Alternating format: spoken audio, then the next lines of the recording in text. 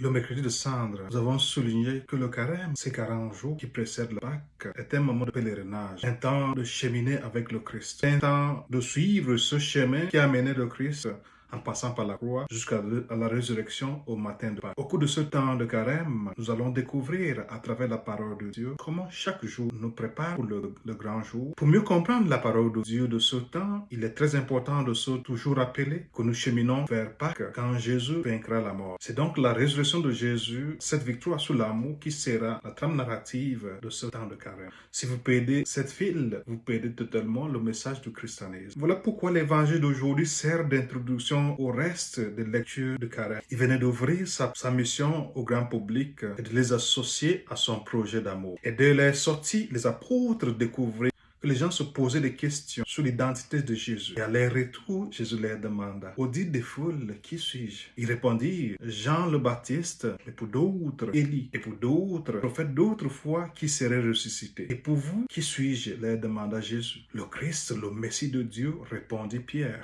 C'est à partir de cette identification de Jésus par Pierre que l'évangile d'aujourd'hui nous ouvre au récit des jours à venir. Qui donc est ce Dieu qui s'incarne? Qui est ce Jésus de Nazareth qui fait jaser tout le monde? Mais Jésus, avec autorité, les défendit vivement de le dire paissant à Yves, de que chacun le découvre à la fraction de pain. Et donc, pour vous, aujourd'hui, qui est Jésus? Seigneur Jésus, nous voudrons te découvrir, te sentons de foi très loin, te cherchons là où tu n'es pas, que chaque événement de notre vie nous rapproche davantage de ton amour.